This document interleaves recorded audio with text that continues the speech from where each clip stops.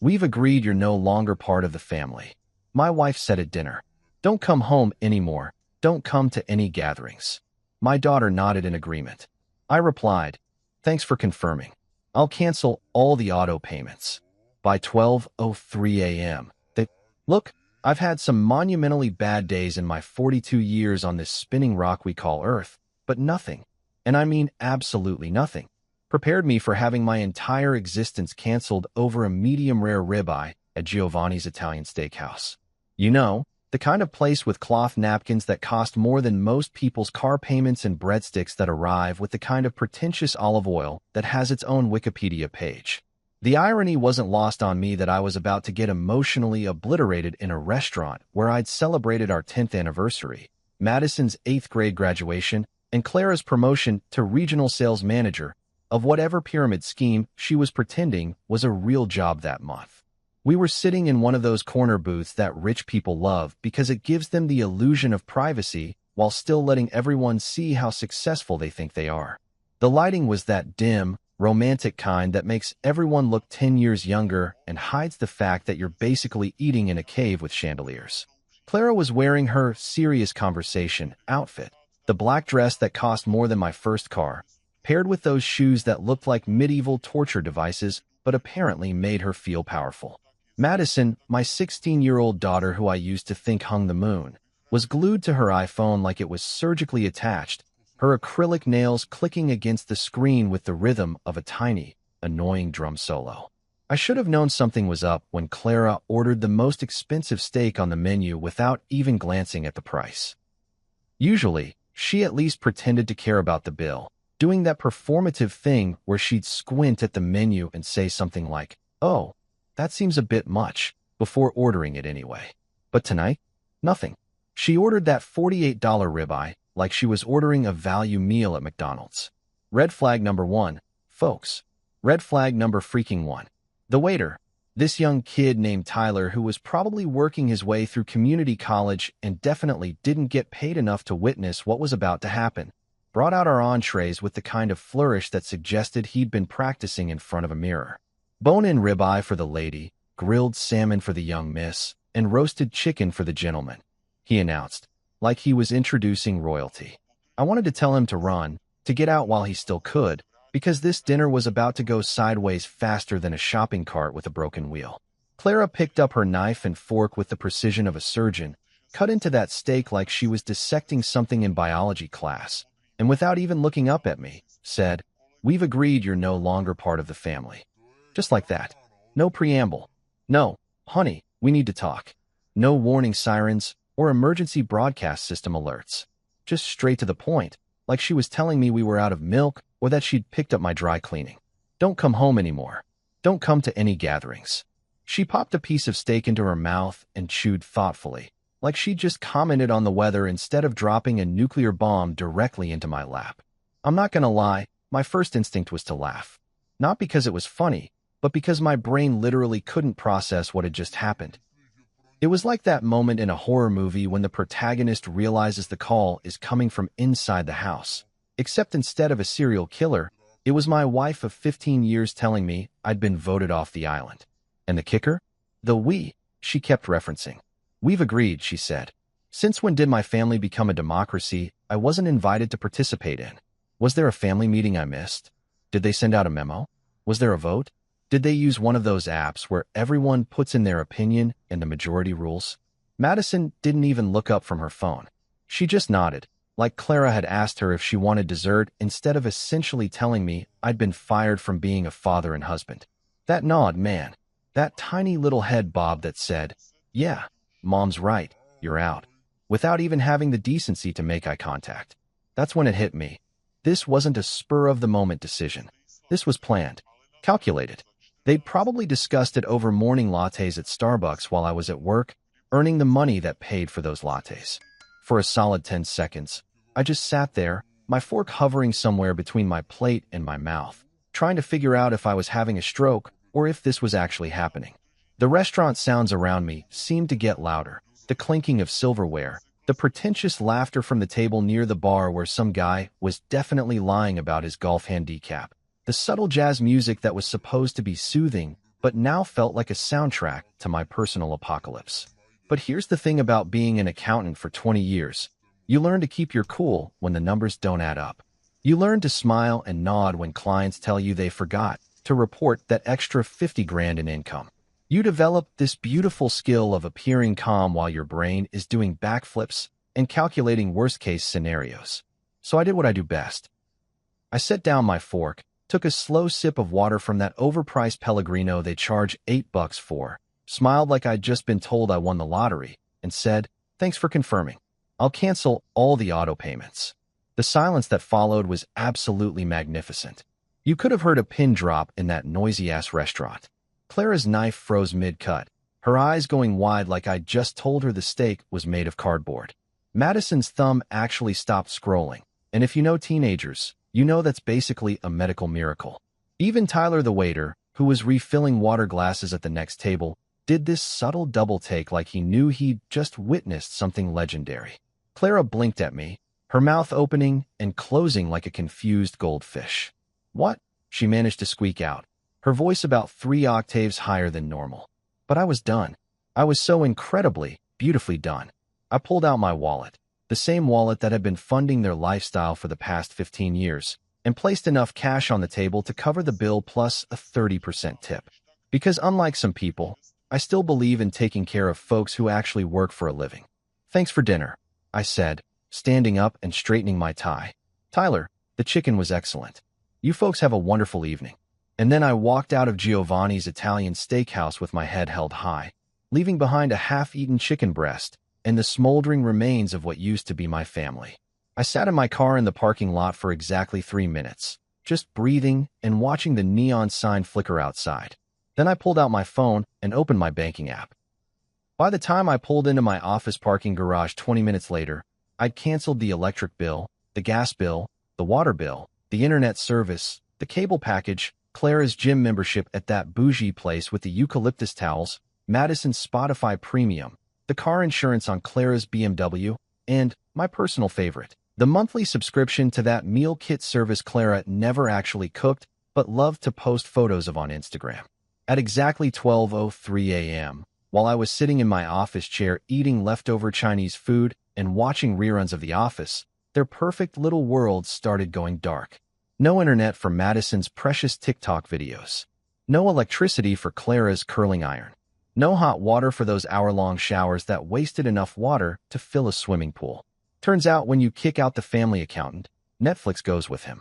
So does Hulu, Disney Plus, Amazon Prime, and every other streaming service they'd forgotten I was paying for.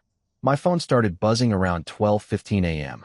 I looked at Clara's name flashing on the screen, smiled, and set my phone face down on my desk.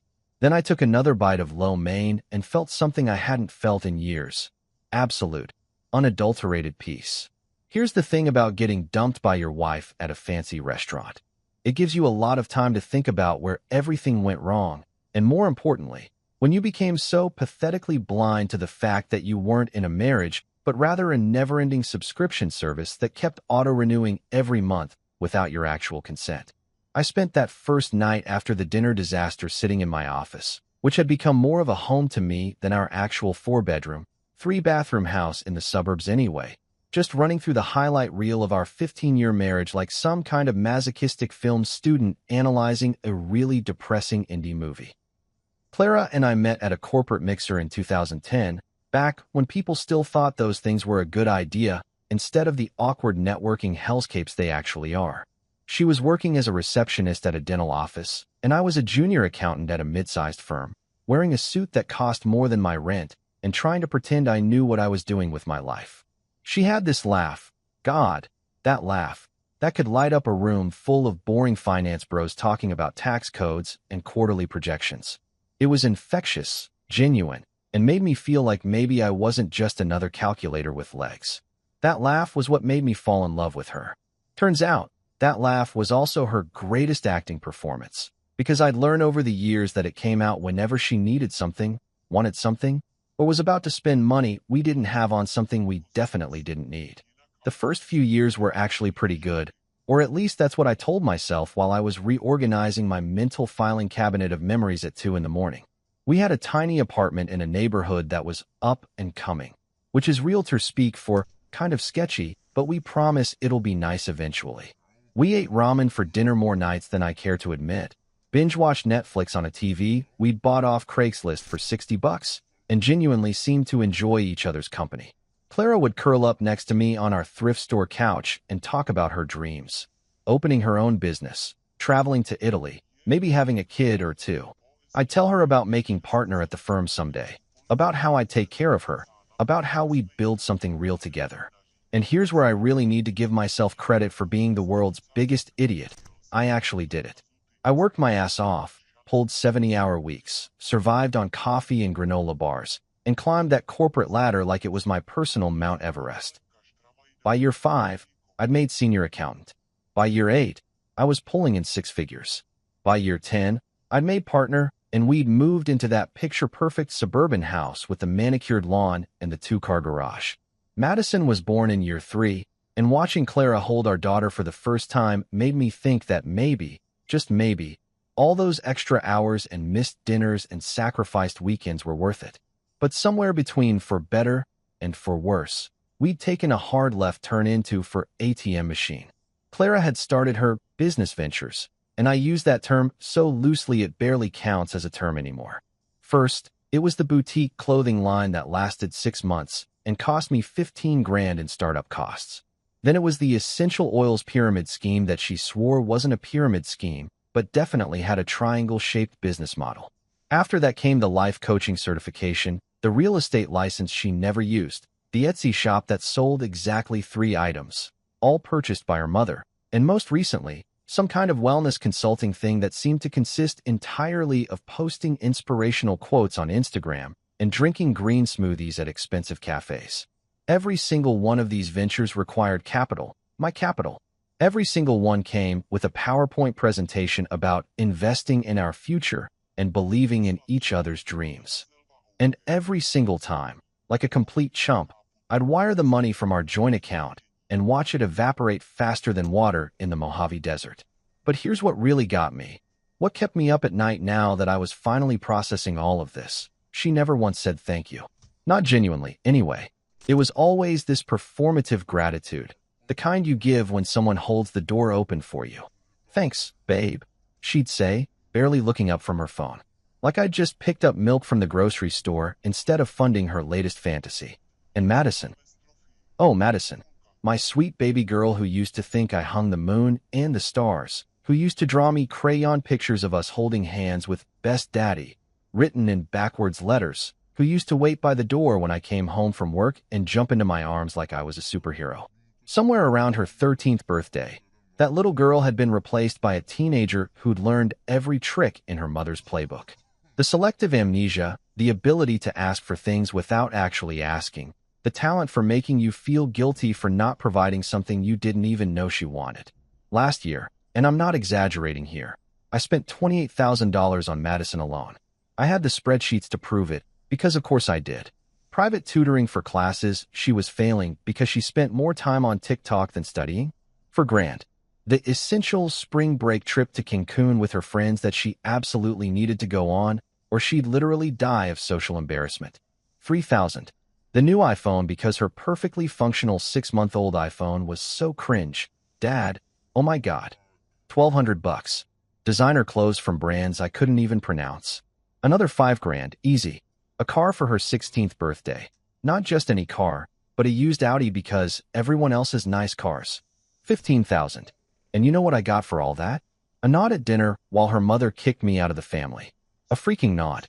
Like I was some employee getting downsized during corporate restructuring. Yeah, Mom's right. Dad's out. Can I get the Wi-Fi password for wherever we're going next? I sat there in my office chair, spinning slowly and staring at the ceiling tiles that I'd memorized during countless late nights, and replayed that dinner conversation for probably the 100th time. We've agreed, Clara had said. We've agreed. Like it was a business decision made by a board of directors. Like our marriage and family was some kind of corporation where I'd been outvoted by the other shareholders. When exactly did that vote happen? Was it over breakfast while I was at the gym? Was it during one of their mother-daughter shopping trips that I'd funded? Was there a family group chat I wasn't included in where they'd been planning this coup for weeks? The more I thought about it, the more I realized that's exactly what had happened. I'd been strategically excluded from my own family, slowly and methodically pushed to the margins until I was nothing more than a walking, talking checking account. I wasn't Clara's husband. I was her financial advisor who occasionally shared a bed with her. I wasn't Madison's father. I was the guy who paid for stuff and occasionally said no, which made me the villain in her teenage drama. Clara loved her image more than she'd ever loved me, and that was becoming crystal clear in the harsh fluorescent lighting of my office at 2:30 in the morning. Her whole life was a carefully curated Instagram story. The perfect house, the perfect car, the perfect outfits for her wine nights with the other suburban moms who probably all hated each other but smiled for the camera. Those brunches at trendy restaurants where they'd order $20 avocado toast and complain about their husbands while I was literally paying for them to complain about me. The girls' trips to Napa Valley and Charleston and wherever else they decided they needed to go to reconnect and find themselves, which apparently cost $3,000 a pop and required a whole new wardrobe each time. And that fake laugh. Jesus Christ, that laugh that had made me fall in love with her had become her weapon of choice. She'd deploy it at dinner parties when someone told a joke that wasn't funny, at PTA meetings when she was schmoozing with the other moms, during phone calls with her mother when they were talking about me like I wasn't in the next room. It was all performance art, and I'd been the idiot in the audience who kept buying tickets to the show. I used to think love was teamwork. I used to believe in the whole partnership thing, where two people built a life together, supported each other, had each other's backs through thick and thin. But looking back now with the clarity that only comes from getting emotionally sucker-punched in an Italian restaurant, I realized the truth. I wasn't part of a team. I was the team. I was the player, the coach, the water boy, the guy selling concessions, and the janitor cleaning up after the game. Clara and Madison were just spectators who occasionally showed up to complain that their seats weren't good enough. The betrayal wasn't even the worst part, though. The worst part was that it had been done so casually, so matter-of-factly, like canceling a gym membership or switching cell phone providers. 15 years of marriage, 16 years of being a father, and I got dumped like an expired Amazon Prime subscription that wasn't offering enough value anymore. No emotion, no tears, no, it's not you, it's me speech. Just, we've agreed you're out, while cutting into a steak I'd paid for. My phone buzzed again on my desk. Another call from Clara. I looked at it, watched her name flash on the screen, and felt absolutely nothing. No anger, no sadness, no regret. Just a weird sense of relief mixed with the kind of grim satisfaction you get when you finally cancel a subscription you forgot you had and realize you've been wasting money on it for years. I picked up my phone, opened my Notes app, and started typing. Things I've learned tonight. 1. Love isn't teamwork when you're the only one working. 2. Family isn't family when they vote you out. 3. The best revenge is a well-organized spreadsheet. Then I set my phone down, leaned back in my chair, and smiled. Tomorrow, I'd start documenting everything. Tonight, I'd just enjoy the silence. I woke up at 6:30 in the morning still sitting in my office chair with a crick in my neck that felt like someone had tied my spine into a pretzel, dried drool on my cheek, and my phone vibrating so aggressively across my desk that it sounded like an angry hornet trying to escape from a tin can. For a beautiful, blissful 3 seconds, I thought maybe the whole dinner thing had been a nightmare, one of those weird stress dreams where your teeth fall out or you show up to work naked. But then I grabbed my phone and saw the notification screen, and oh boy, reality came crashing back like a freight train loaded with karma and receipts. 47 missed calls. 47. I'd slept through exactly 4 hours and managed to rack up more missed calls than a drug dealer during spring break. 32 were from Clara, which honestly showed a level of persistence I wish she'd applied to literally any of her failed business ventures. 12 were from Madison, which was shocking because I didn't think she knew phones could make actual calls instead of just hosting TikTok and Instagram. 2 were from Clara's mother, Patricia, aka Mother Debit Card, which was the nickname I'd given her in my head after the 5th time she'd called asking me to help out with her property taxes. And 1 was from an unknown number, which was probably a spam call about my car's extended warranty, but honestly felt less threatening than the other 46. The text messages were even better. And by better, I mean, they were an absolute gold mine of entitlement and panic that would have made a reality TV producer weep with joy. I scrolled through them like I was reading the world's saddest, most expensive comedy routine. Clara, 12:47 a.m. Leo, pick up your phone. Clara, 12:52 a.m. This isn't funny. Clara, 1:03 a.m. What did you do? Clara, 1:15 a.m. The internet is out. Clara, 1:23 a.m. Leo, the first, swear to God. Clara, 1:41 a.m. You're being childish. Clara, 2:18 a.m. Fine. Don't answer. We'll figure it out without you. That last one was particularly hilarious considering they literally couldn't figure out how to turn the Wi-Fi back on without me. But sure, Clara, you go ahead and figure it out. Maybe try Googling it. Oh wait, you can't, because I canceled the internet. Oopsie. Madison's messages were somehow even more entertaining in their complete lack of self-awareness. Madison, 1:34 a.m. Dad, my Wi-Fi's dead. Madison, 1:36 a.m. Dad. Madison, 1:38 a.m. This is so unfair. Madison, 1:45 a.m. How am I supposed to do my homework? Madison, 2:02 a.m. Kaylee's mom would never do this to her. Madison, 2:34 a.m. I hate you. That homework excuse was particularly rich considering Madison's idea of homework was copying answers from Chegg while watching Netflix and texting her friends. And the I hate you text?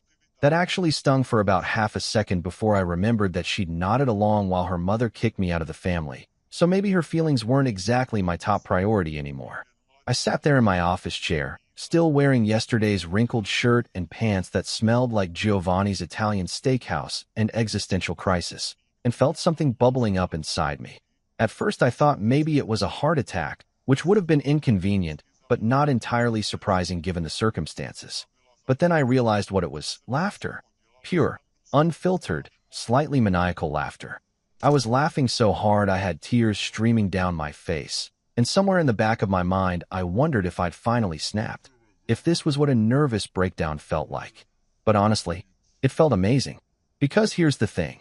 After 15 years of being taken for granted, of being treated like a human ATM machine with legs, of funding every ridiculous whim, an expensive hobby, an emergency shopping trip, I'd finally done something that made them actually notice I existed.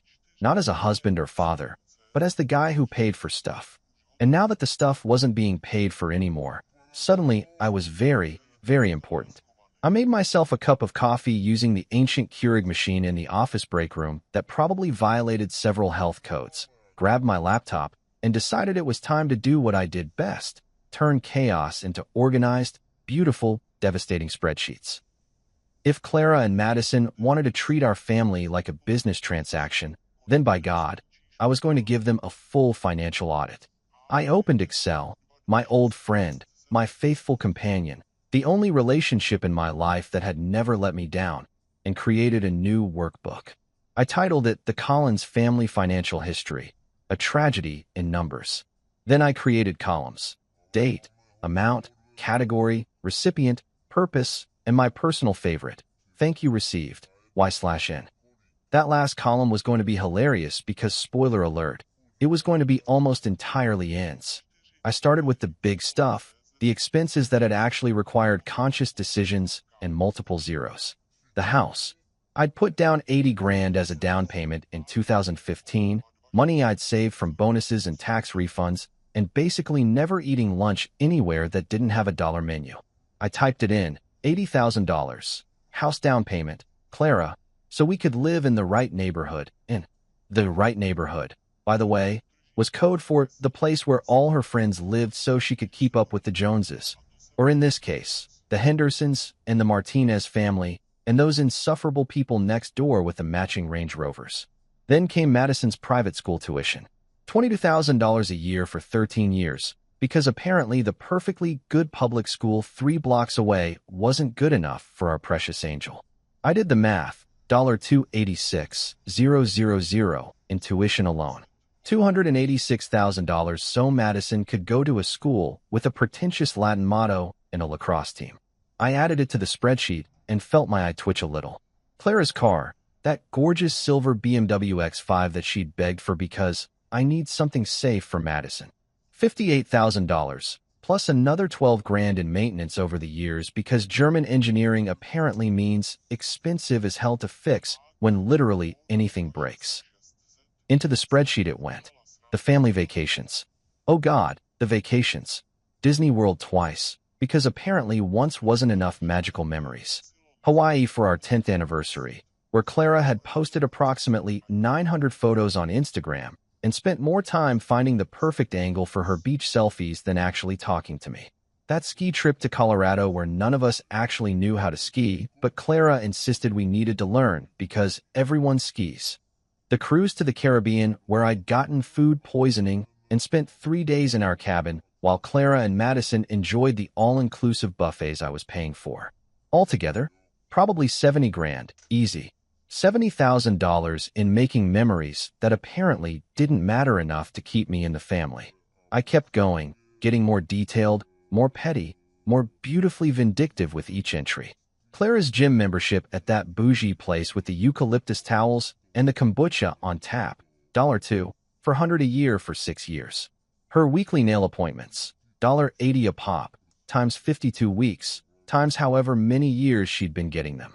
Her Botox appointments that she thought I didn't know about, $600 every 4 months like clockwork. The wine nights with her friends where they'd split $300 bottles, and somehow the bill always ended up on my credit card. The retail therapy shopping trips that happened every time she was stressed, which was apparently every other Wednesday. Madison's expenses were equally impressive in their absurdity.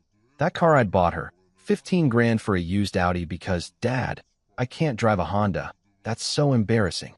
Her phone bills, $120 a month because she needed unlimited everything to maintain her social media presence.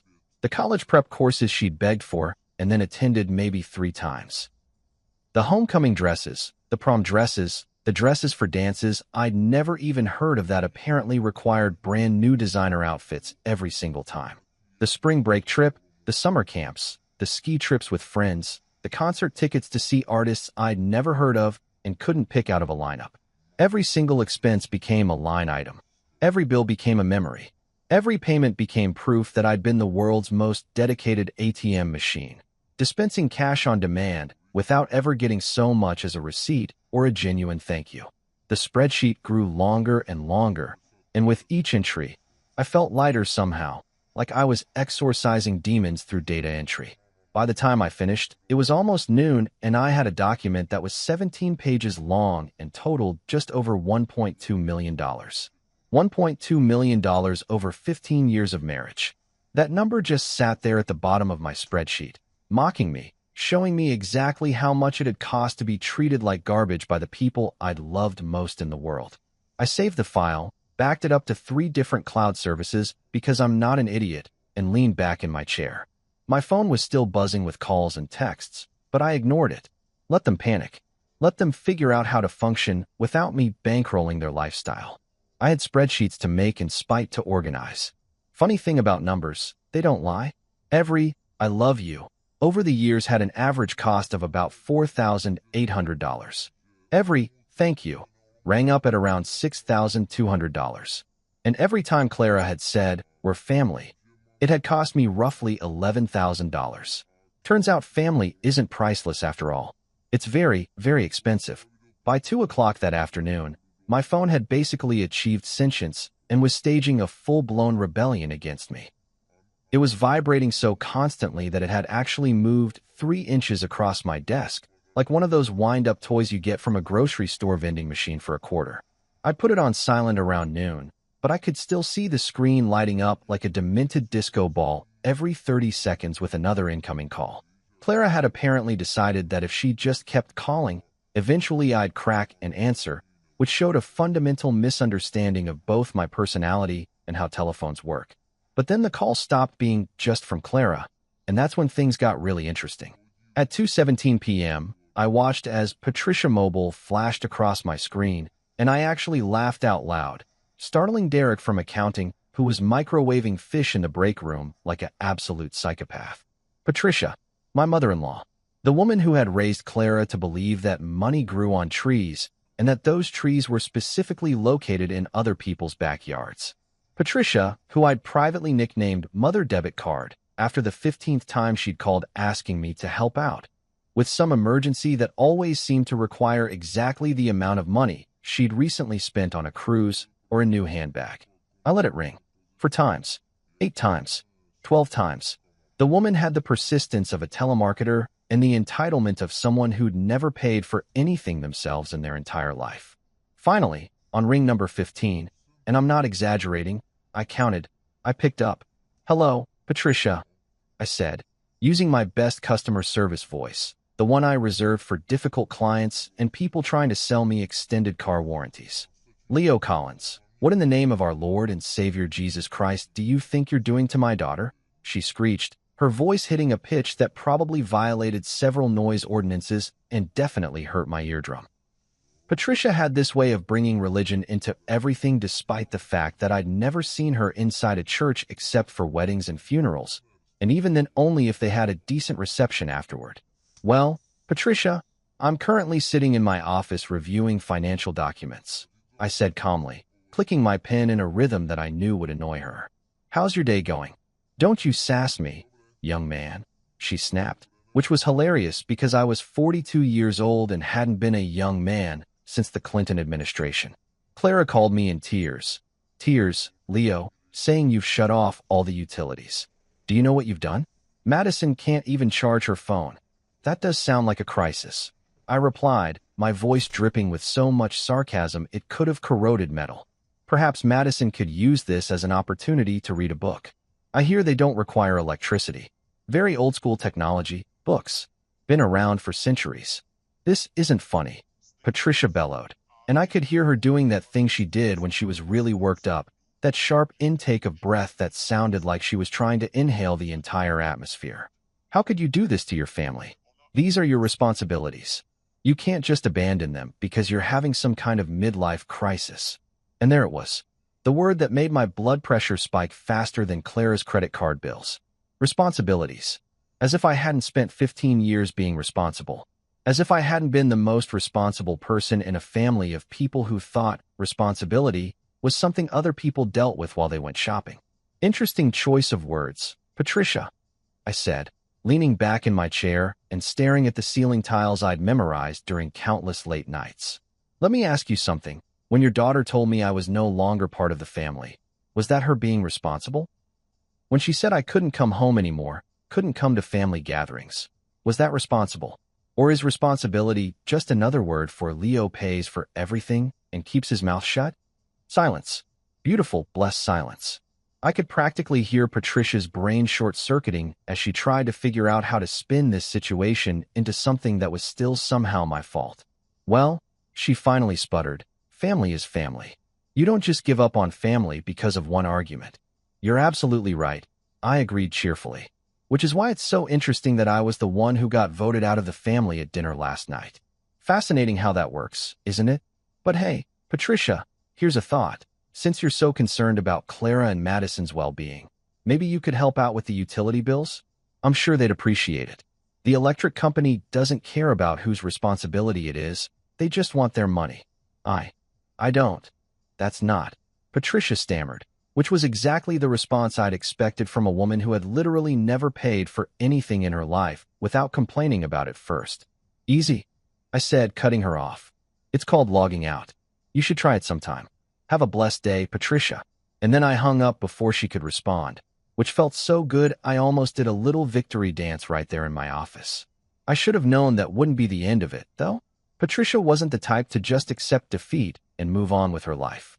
She was the type to take her grievances to the court of public opinion, which in 2025 meant exactly what you'd think: Facebook. At 4:32 p.m., my phone dinged with a notification that I'd been tagged in a post, and against my better judgment, I opened it. The post was a masterpiece of manipulative, passive-aggressive, martyr-complex writing that would have made Shakespeare weep. It was titled, "When Family Forgets," which already made me want to throw my phone into the nearest body of water, and it just got better from there. "Sometimes people forget where they came from," Patricia had written, and I could practically hear her fake crying voice through the screen. "They forget who loved them, who supported them, who stood by them when they had nothing.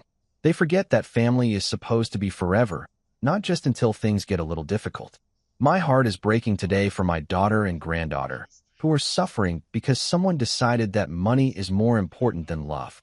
To my son-in-law, I pray that you remember what truly matters before it's too late. God sees everything. Hashtag family first, hashtag heartbroken, hashtag prayers needed. I stared at that post for a solid minute, watching the little icons pop up like mushrooms after rain. Patricia's church friends, Clara's wine night crew, random relatives I'd met maybe once at somebody's baby shower 7 years ago. They were all lining up to express their sympathy and outrage.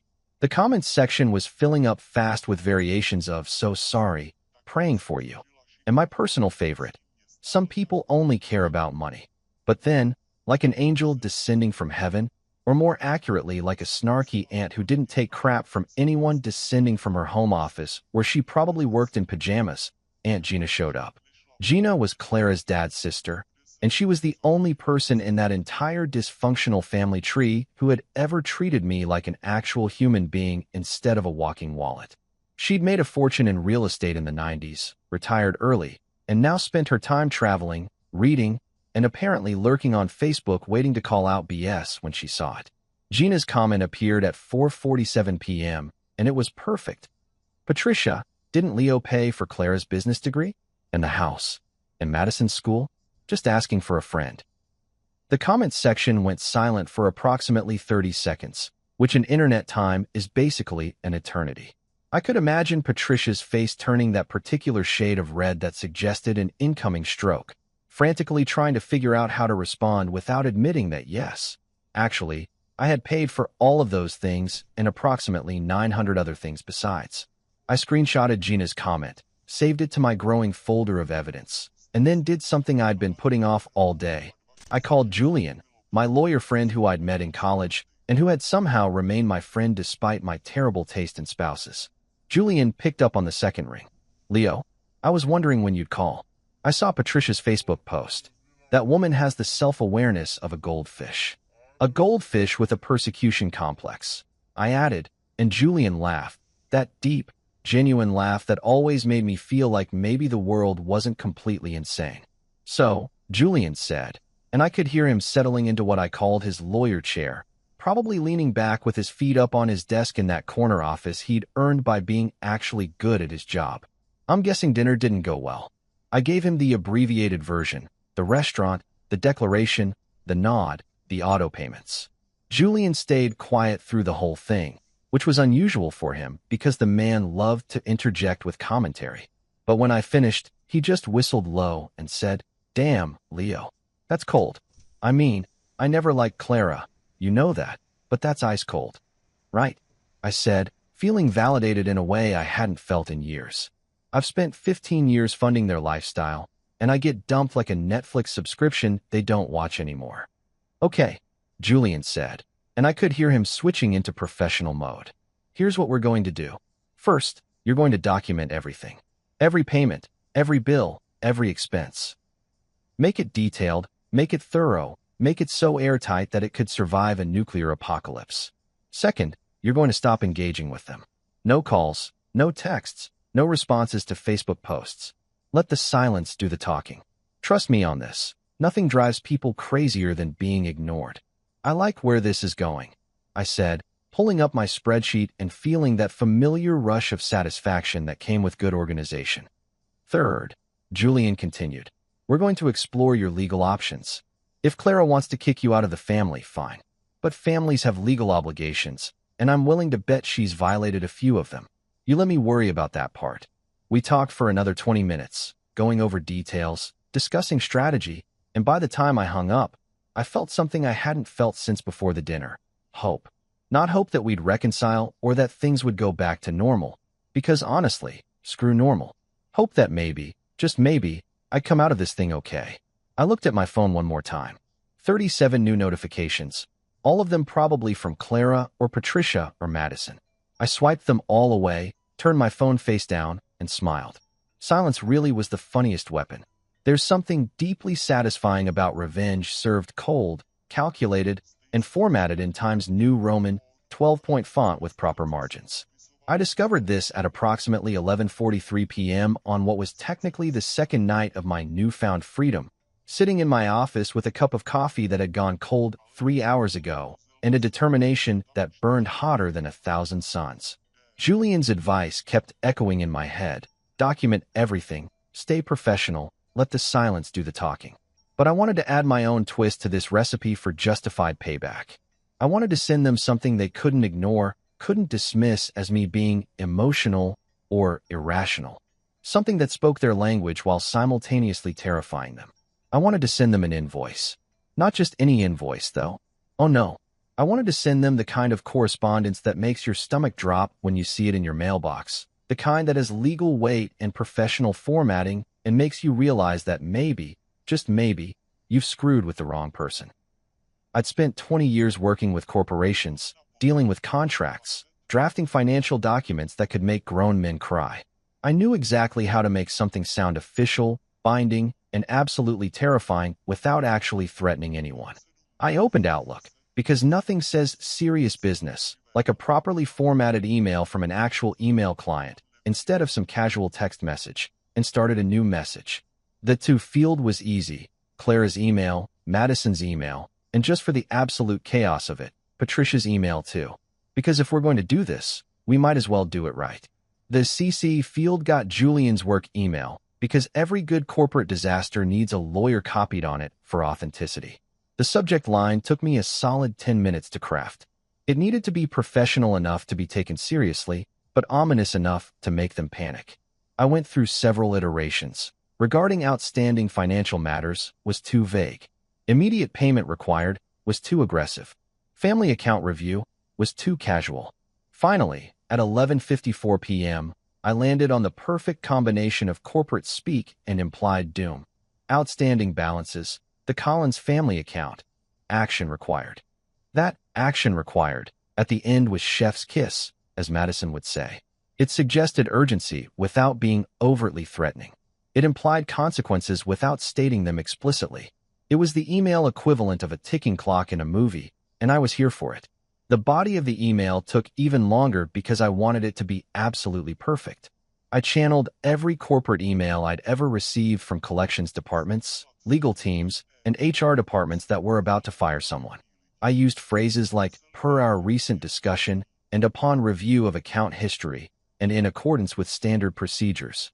I even included a fake reference number at the top, REF, CF, 2025-1026-001. Because nothing says this is serious like an official-looking reference number that probably doesn't mean anything but sure looks important. Here's what I finally settled on at 11:58 p.m. Dear Clara, Madison, and Patricia, this correspondence serves as formal notification regarding outstanding financial obligations related to the Collins family account, REF, CF, 2025-1026-001. Per our recent discussion on October 25, 2025, at Giovanni's Italian Steakhouse, it was mutually agreed that I would no longer be considered part of the family unit and would therefore cease participation in all family activities and gatherings. In light of this restructuring of our familial relationship, I am hereby providing notice that all financial support previously extended will be discontinued effective immediately. Upon comprehensive review of account history spanning the period of 2010 to 2025, it has come to my attention that significant financial discrepancies exist regarding shared assets, joint accounts, and unilateral withdrawals made without proper authorization or consent. You are hereby notified that you have 30 calendar days from the date of this email to respond with a detailed accounting of all shared financial assets and to arrange for equitable distribution of said assets. Failure to respond within the specified time frame will result in the matter being forwarded to legal counsel for formal proceedings. For questions or clarifications regarding this matter, please direct all correspondence to my attorney, Julian Matthews, whose contact information is copied on this communication. This matter requires your immediate attention. Respectfully, Leo Collins, Certified Public Accountant.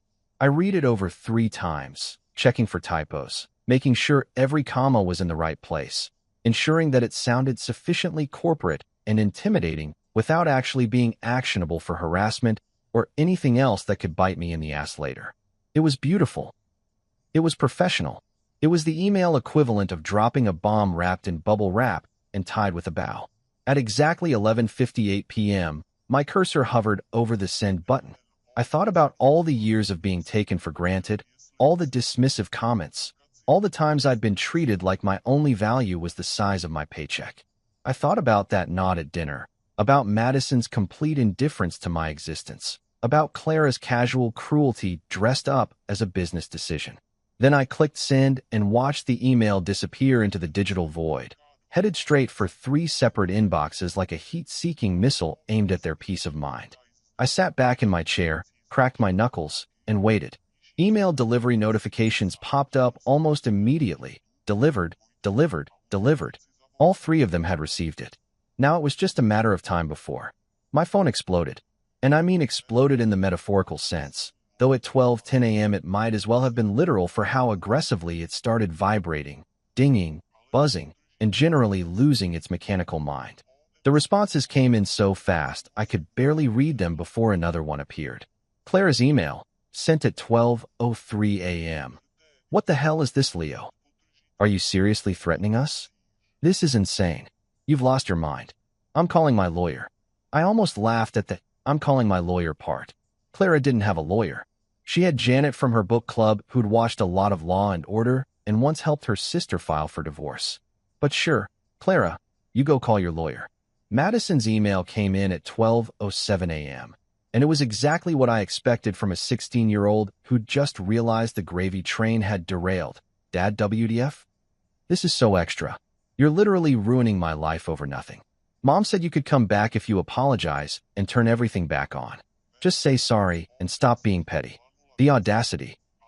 The sheer, unmitigated audacity of thinking I was the one who needed to apologize. That I could just come back if I said sorry for the crime of, what exactly? Not wanting to fund the lifestyle of people who'd kicked me out of the family? I saved that email in a special folder I created called Evidence of Delusion. But Patricia's email. Oh, Patricia's email was the crown jewel of entitled outrage. It arrived at 12:09 a.m., and it was 3 paragraphs of pure, unfiltered melodrama. Leo, I have prayed for you tonight. I have asked God to soften your heart and help you see the error of your ways. What you're doing is not just wrong, it's sinful. You are breaking up a family over money. Money. As if money matters more than the bonds of love and matrimony. Your poor daughter is terrified. Your wife is devastated. And for what? Because your pride was hurt? The devil is working through you, Leo, and I pray you realize it before it's too late. This family has given you everything: love, support, a beautiful home. And this is how you repay us? By threatening legal action? By abandoning your responsibilities? I am ashamed to have called you my son-in-law. You need to fix this before you destroy what's left of this family. There is still time to do the right thing. I read it twice, then a third time, each reading making me angrier and more amused in equal measure. The sheer nerve of claiming they'd given me everything when I'd literally paid for everything.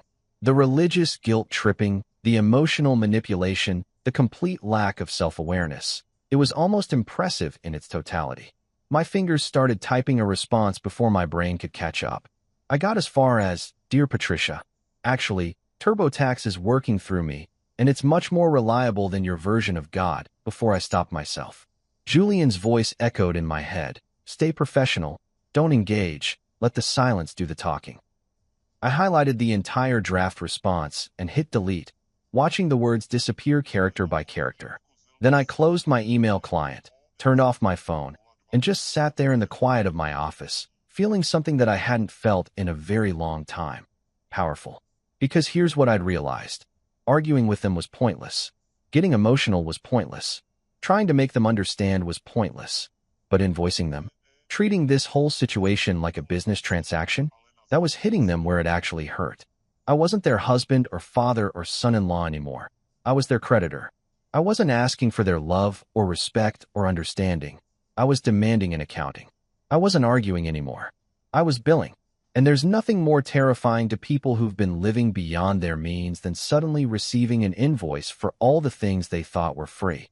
I opened my laptop again and added a new entry to my revenge spreadsheet. Date: October 26th, 2025. Action: sent formal notice. Cost to them: priceless. Satisfaction level: immeasurable.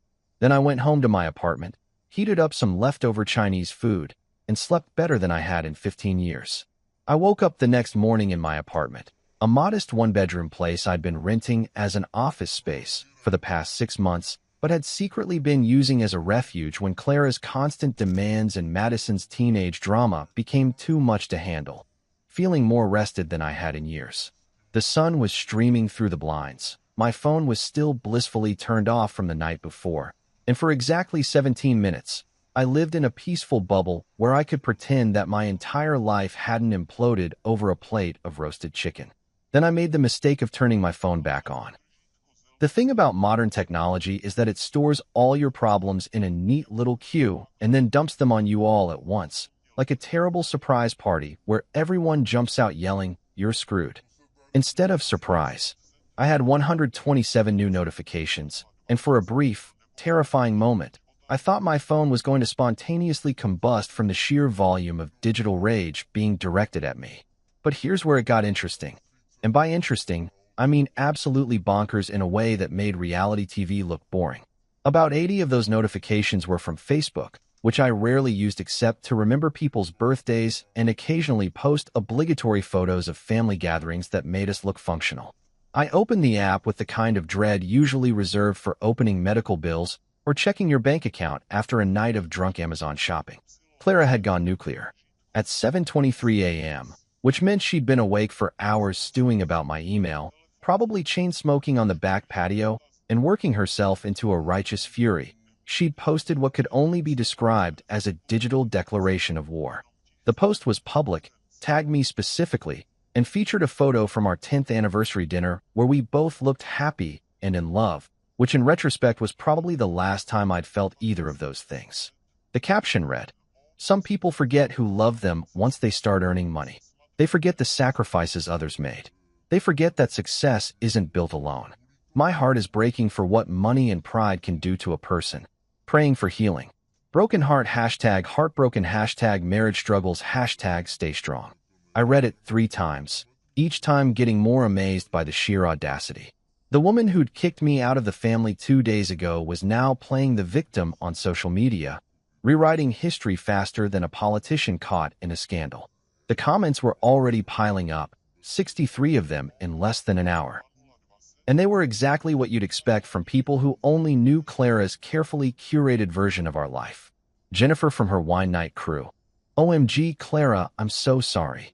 You deserve so much better." 2 hearts. Some guy named Brad who I'd never heard of. "Stay strong. Real men don't abandon their families." Patricia, because of course Patricia, "My daughter has been through so much. Some people only care about material things. Praying for you both." Folded hands. I was scrolling through this cesspool of misinformation and performative sympathy, my blood pressure rising with each emoji, when I saw it. A comment that made me actually laugh out loud, startling the neighbor's cat that was sitting on the fire escape outside my window. Aunt Gina, posted at 8:47 a.m. "Interesting take, Clara. Didn't Leo pay for your business degree? And the house? And Madison's private school? And pretty much everything else for the last 15 years? Just asking for a friend." Thinking face. The comments section went absolutely silent for approximately 45 seconds. I refreshed the page 3 times thinking my phone had frozen. But no. People had literally stopped commenting because Aunt Gina had just dropped a truth bomb so massive it had created a social media mushroom cloud. Then the thread exploded faster than my utility bills had disappeared from autopay. People were liking Gina's comment, responding to Gina's comment, asking questions, taking sides. Clara's carefully constructed narrative was crumbling in real time, and I had a front row seat to the most entertaining drama I'd seen since Game of Thrones. Except this time I was actually rooting for the protagonist because the protagonist was me. Random person I vaguely recognized from some barbecue 3 years ago. Wait, what? Leo paid for her degree. Another wine night friend, apparently switching sides faster than a politician during election season. I mean, he did always pick up the check at dinner. Someone named Kevin who I absolutely did not know. This is why I'm staying single. Women be crazy. Okay, Kevin was not helping, but I appreciated the energy. Clara responded at 9:03 a.m., and you could practically see the panic in her typing. My education was an investment in our future. Everything I did was for US. Some people here don't know the whole story. Gina, bless her savage heart, replied within 2 minutes. You're right, Clara. I don't know the whole story. That's why I'm asking. What exactly did you invest? Specifically, I'll wait. I screenshotted that entire exchange and sent it to Julian with the message, Gina is my new hero. His response came back immediately. Gina has always been everyone's hero. But speaking of heroes, I need you to call me ASAP. Found something interesting.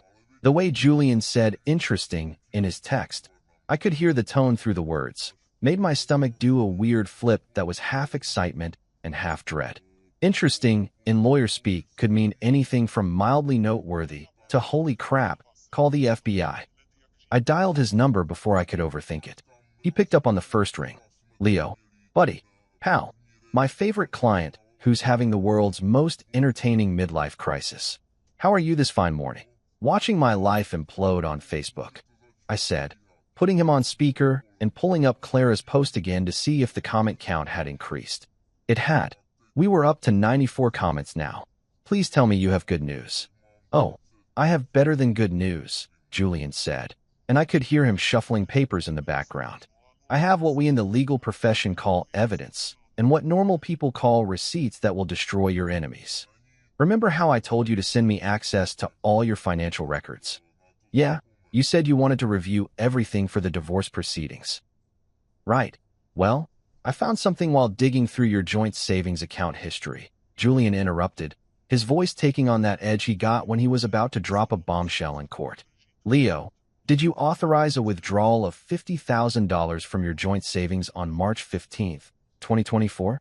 I froze, my coffee cup halfway to my mouth. What? No. 50 grand. Are you serious? Dead serious. Withdrawn from your joint Wells Fargo savings account, the one you set up for Madison's college fund. The withdrawal slip has your signature on it. Julian, I didn't. I would remember taking out $50,000. That's not exactly pocket change. My mind was racing, trying to remember if there'd been some emergency, some massive expense I'd forgotten about. But no, nothing. March 2024 had been a normal month. Boring, even. That's because you didn't take it out, Julian said slowly, and I could hear him smiling through the phone. Clara did. And she forged your signature. Not even a good forgery, by the way. I compared it to your actual signature on other documents, and it's not even close. She basically just scribbled something that vaguely looked like your name and hoped no one would check. Jesus Christ, I muttered, sitting down heavily on my couch. $50,000. What did she even use it for? According to the notation, she left with the bank, home renovations. Want to guess what home renovations happened around that time? I thought about it, scrolling through my memories of last spring. The kitchen, I said slowly. She said she wanted to redo the kitchen. New cabinets, new countertops, new appliances. She showed me quotes from contractors, said it would cost around 30 grand, asked if we could use savings. And you said yes? I said yes to 30,000 for legitimate kitchen renovations, not 50,000 for God knows what. I was getting angry now, that cold, controlled anger that made me really good at my job when clients tried to hide income from the IRS. Julian, where did the other 20 grand go? That, Julian said, is the million-dollar question, or the $20,000 question, technically. But here's what I do know. The kitchen renovations only cost $28,000 according to the contractor's final invoice, which I also found. So we've got $50,000 withdrawn, $28,000 spent on the kitchen, and $22,000 just gone. Gone where? I'm working on that, Julian said. But Leo, here's the important part. She forged your signature. That's fraud. That's actual, prosecutable. Hello, district attorney level fraud. Combined with the email you sent last night documenting everything, and the fact that she kicked you out of the family, we've got grounds for everything. Asset freeze, emergency financial restraining orders, you name it. I sat there processing this information, watching the Facebook comments continue to pile up on Clara's post while my brain tried to wrap around the fact that my wife had committed actual fraud. Not just emotional betrayal or financial irresponsibility, but literal, sign your name on the dotted line and go to jail fraud. File it, I said finally. File everything. Asset freeze, restraining orders, whatever you think we need. I want every account frozen, every credit card locked, everything. Music to my ears, Julian said. I'll have the paperwork filed by this afternoon. Leo, by dinner tonight, the only thing running in that house will be the ceiling fan, and that's only because the electric company hasn't caught up yet. We hung up, and I looked back at my phone. Clara's post now had 127 comments, and Aunt Gina was still in there fighting the good fight, asking pointed questions that no one seemed able to answer. I added my own comment, short and sweet. Clara, we should probably talk about that $50,000 you withdrew from our joint savings in March 2024. The one where you forged my signature. Let me know when you're free to discuss. Then I sat back and watched the fireworks begin. The Facebook comment I dropped was the digital equivalent of tossing a grenade into a crowded room and then calmly walking away while everything exploded behind me in slow motion. Within minutes, Clara had deleted her entire post. Poof, gone like it never existed, which was hilarious because the internet is forever and at least 40 people had already screenshotted it. I know this because 3 of them sent me the screenshots with messages ranging from, "Dude, what is happening?" to "This is better than Netflix." The rest of the day passed in a blur of Julian calling me with updates, my phone blowing up with messages from people I hadn't talked to in years suddenly very interested in my personal life, and me sitting in my apartment eating microwave burritos while watching the entire foundation of Clara's carefully constructed social media empire crumble like a sandcastle at high tide. By 5 o'clock, Julian had filed the asset freeze paperwork. By 6, it had been approved by a judge who apparently had no patience for financial fraud. By 7, every single account with Clara's name on it had been locked down tighter than Fort Knox. I was sitting on my couch at 8:15 p.m., watching some mindless cooking show where people made elaborate cakes shaped like things that should never be cakes, when someone started buzzing my apartment intercom. Not just a polite single buzz either, but that aggressive, desperate, hold the button down for 10 seconds kind of buzzing that suggested either an emergency or someone who'd completely lost their mind. Given my week, I was betting on the latter. I walked over to the intercom, pressed the button, and said, "Yeah." "Leo." Clara's voice came through the speaker, crackling with static and what sounded like barely suppressed hysteria. "Leo, I need to talk to you. Please. It's important." I looked at the clock. 8:17 p.m. I looked at the intercom. I looked at my half-eaten burrito sitting on the coffee table. Then I looked at my reflection in the darkened TV screen and had a moment of what I can only describe as crystal-clear clarity about exactly how this was going to go. "Come on up," I said, buzzing her in before I could second-guess myself. The thing about living on the 4th floor of a building with a broken elevator is that it gives you time to prepare for whatever's coming. I could hear Clara's heels clicking on the stairs. Those expensive Jimmy Choos I'd bought her for Christmas 2 years ago that she swore she'd only wear for special occasions, but apparently counted a desperate late-night visit to her estranged husband's apartment as special enough. Each click got louder, closer, and I found myself counting them like a countdown to something I couldn't quite name. At exactly 8:20 p.m., there was a knock on my door. Not the aggressive buzzer assault from downstairs, but a soft, almost tentative knock that was probably meant to make her seem vulnerable and non-threatening. I'd seen this move before, back when Madison was little, and would knock softly on our bedroom door after having a nightmare, and Clara would immediately switch into concerned mother mode. This was concerned wife mode, and I wasn't buying it for a second. I opened the door, and honestly, I almost felt bad for her. Almost. Clara looked like she'd been crying for hours, mascara running down her cheeks in black streaks that made her look like a raccoon who'd lost a fight with a garden hose. Her hair that was usually perfectly styled now pulled back in a messy ponytail, wearing yoga pants and an oversized sweatshirt that I was 90% sure was actually mine from college. This was strategic vulnerability Clara, dressed to evoke sympathy and remind me of better times. "Leo," she said, her voice trembling in that way that had once made me want to fix whatever was wrong, but now just made me tired. "Leo, please. Can I come in? We need to talk." I stepped aside and let her in, not because I was feeling generous, but because I wanted to hear what kind of spin she was going to put on this situation. She walked into my apartment, looking around like she'd never seen it before, which was funny because she'd been here exactly once, 6 months ago when I first rented it, and had spent the entire visit complaining about how small it was and how the neighborhood wasn't our style. "The lights are out," she said, turning to face me with tears streaming down her face. "At the house. The power's completely out. Madison's terrified. She's sitting in the dark with her phone flashlight, and she's scared, Leo. Your daughter is scared." I leaned against the kitchen counter, crossing my arms, and just looked at her. "So turn the power back on." "I can't."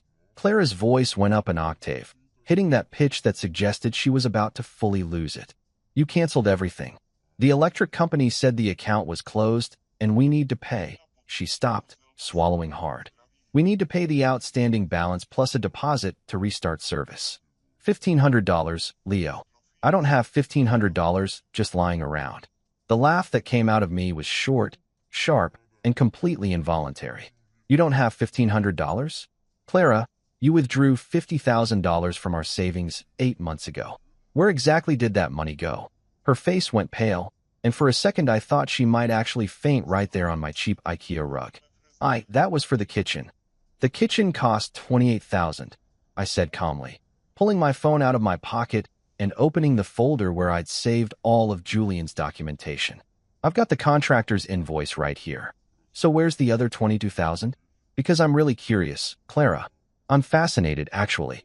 She opened her mouth, closed it, opened it again like a fish gasping for air. There were other expenses. Things for the house. Things we needed. Name one." Silence. Beautiful, incriminating silence. "That's what I thought," I said, setting my phone down on the counter. "So let me get this straight. You forged my signature, stole $50,000, spent it on God knows what, kicked me out of the family over dinner, and now you're here because the consequences of your actions are inconvenient? Do I have that right?" "Leo, please." Clara took a step toward me, and I could see her switching tactics, her face softening, her voice dropping to that tone she used to use when she wanted something. "Please, think of Madison. She didn't do anything wrong. She's just a kid. She's sitting in that house right now in the dark, probably on her phone trying to call you, and she's scared. You wouldn't do this to your daughter." And there it was, the guilt card, played exactly when I knew it would be. Use the kid as a shield, make it about Madison's suffering instead of Clara's choices, redirect the blame back to me for being the monster who would let his daughter sit in the dark. "You know what's funny?" I said, and I was surprised by how calm my voice sounded, how detached I felt from this entire conversation. Madison had the chance to not be in this situation. When you decided to kick me out of the family, when you both decided, because she nodded, remember? She nodded like she was voting yes on a corporate merger. She could have said, "Hey, maybe don't kick Dad out." She could have called me any time in the past 2 days. She could have sent a text that wasn't demanding I turn the Wi-Fi back on. But she didn't. So no, Clara, I'm not doing this to Madison. You did this to Madison. That's not fair. You want to talk about fair? I walked over to my desk, grabbed the manila folder Julian had helped me prepare, and handed it to her. "Here's what's fair. This is a formal demand for reimbursement. Every dollar I've spent over the last 15 years that benefited you directly. Every forged signature, every unauthorized withdrawal, every bill I paid while you treated me like a human ATM machine. You've got 30 days to respond, and if you don't, my lawyer files a formal fraud complaint with the district attorney." Clara stared at the folder like it was a snake that might bite her. She didn't take it, so I set it on the small table by the door. "You can't be serious," she whispered. "I've never been more serious about anything in my life," I said, walking to the door and opening it. "You made it clear I'm not part of the family anymore. Fine. Families have obligations, but so do creditors. And right now, Clara, I'm your creditor. You've got 29 days and 23 hours to figure out how to respond to that letter." "Leo, wait." She reached for my arm, but I stepped back. "The dinner ambience you wanted finally arrived," I said, and I couldn't help the small smile that crossed my face.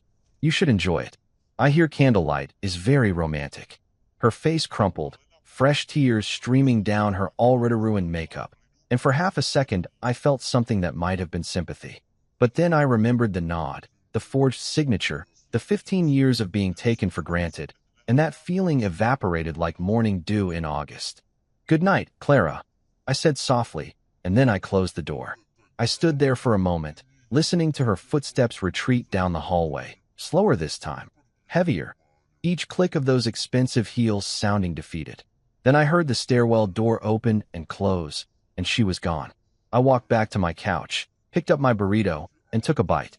It was cold now, but somehow it tasted better than any meal I'd had in years. I slept like a baby that night, and by that I mean I woke up every 2 hours in a cold sweat wondering if I'd made a terrible mistake, then remembered I absolutely hadn't, and went back to sleep with a smile on my face.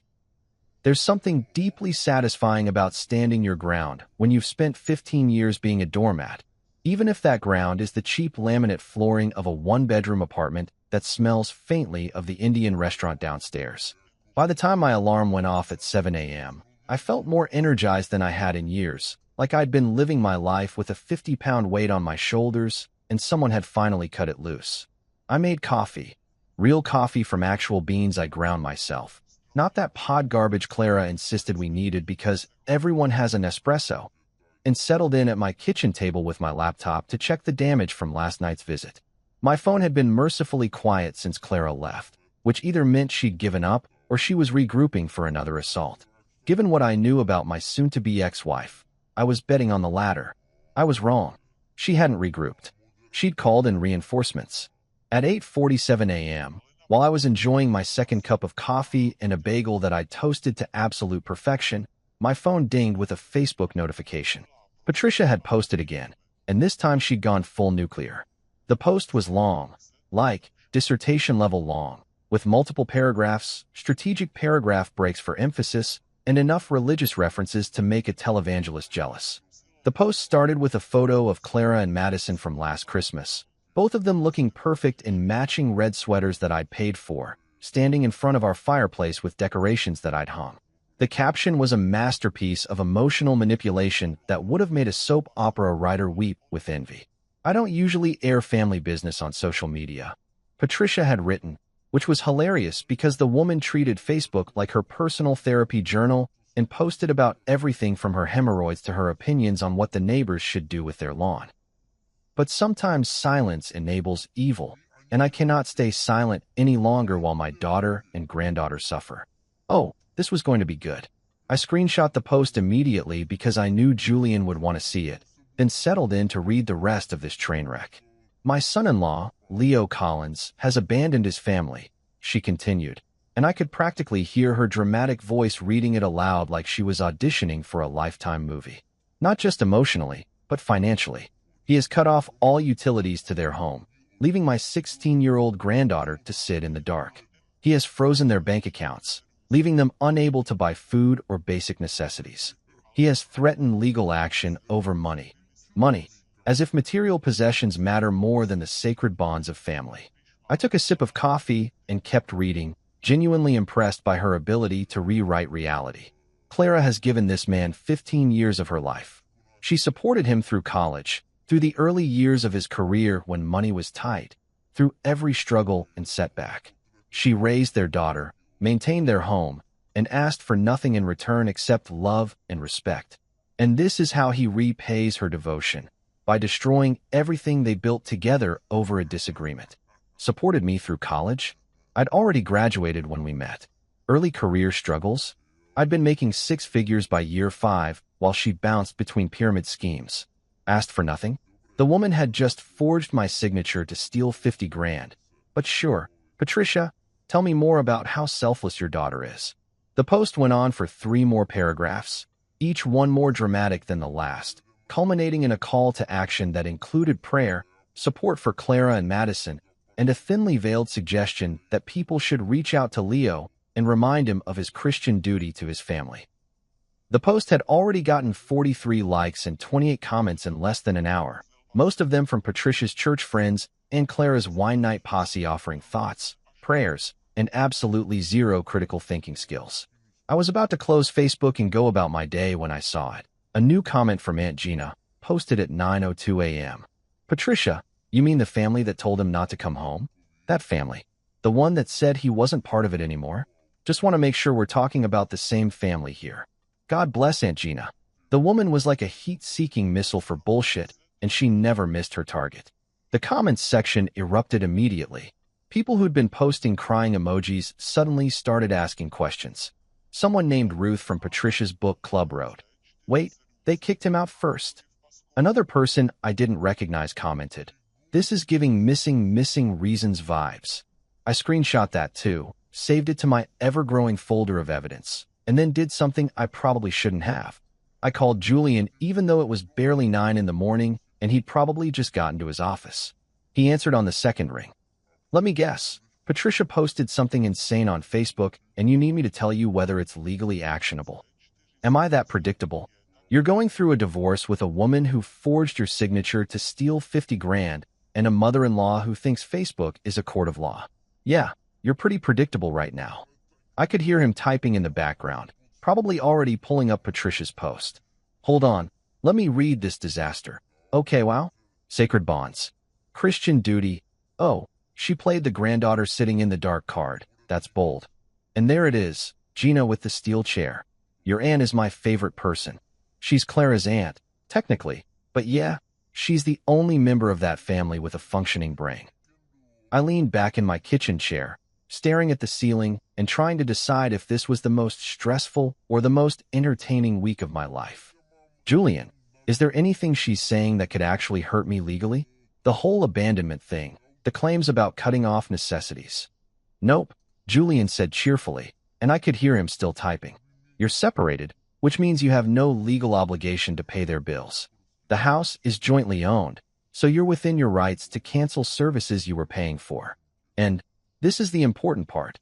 She initiated the separation by telling you not to come home. She can't kick you out and then claim abandonment. That's not how any of this works. Also, and I cannot stress this enough, she committed fraud. Like, actual felony-level fraud. She doesn't get to play the victim here. That's what I thought, but I wanted to make sure I wasn't crazy. You're not crazy. You're just finally seeing clearly after 15 years of gaslighting. Julian paused, and his tone shifted from casual to serious. Speaking of the fraud, Leo, I need to tell you something. I did some more digging last night after you called, and I found another irregularity. My stomach dropped. Another one? How many signatures did she forge? At least one more that I've found so far. Remember Clara's Aunt Dorothy who passed away about 2 years ago? The one who was supposedly Clara's favorite aunt. Left her some money in the will. Yeah, Clara said it was like 10 grand or something. She said she used it to pay off her car loan. Right. Well, the inheritance was actually $35,000, not 10. And it wasn't left to Clara. It was left to both of you, jointly, as a married couple. Aunt Dorothy specifically designated it for Leo and Clara Collins, for their future together. Julian let that sink in for a moment.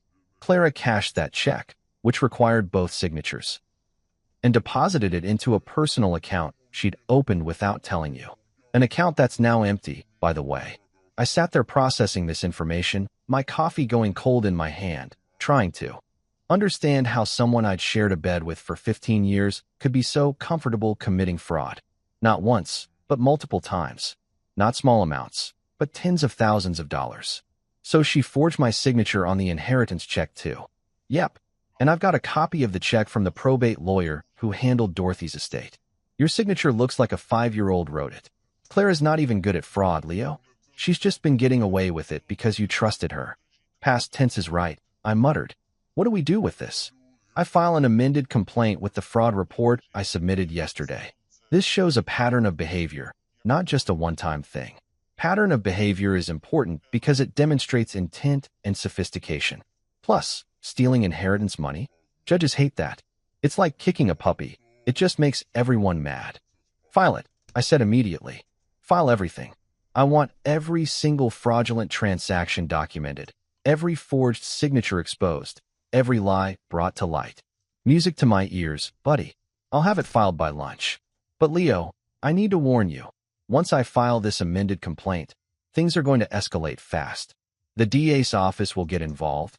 There might be criminal charges. Clara's accounts will stay frozen, and she's going to absolutely lose her mind. Good, I said, and I meant it. Let her lose her mind. I've spent 15 years losing mine trying to make her happy.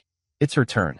We hung up, and I sat there for a few minutes just breathing, trying to process the fact that my wife had stolen not just from our joint savings, but from a dead woman's final gift to us. Aunt Dorothy had been a sweet lady who'd made the best pecan pie I'd ever tasted and always asked about my work like she actually cared about the answer. She'd left us that money because she wanted us to have a good future, to build something together, to be happy.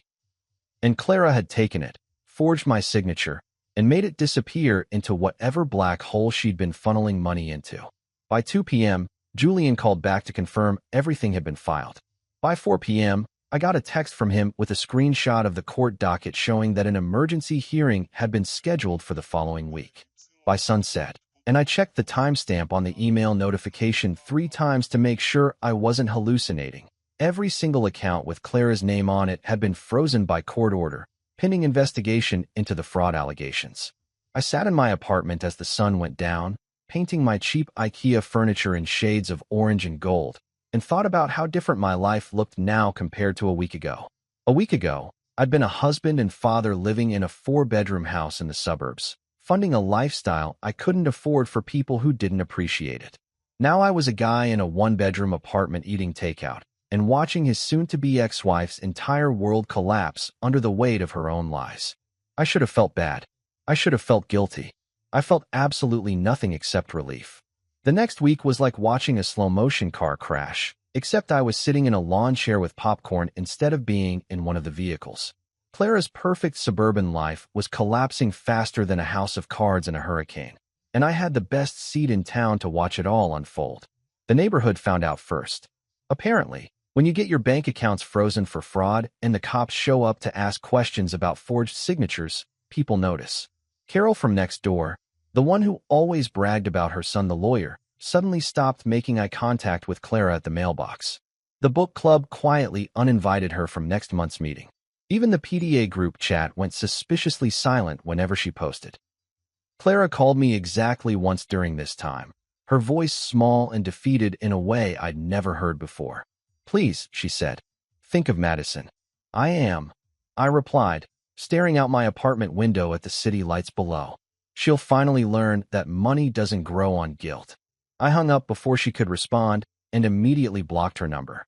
Then I blocked Patricia's number, Madison's number, and for good measure, blocked them all on every social media platform I had.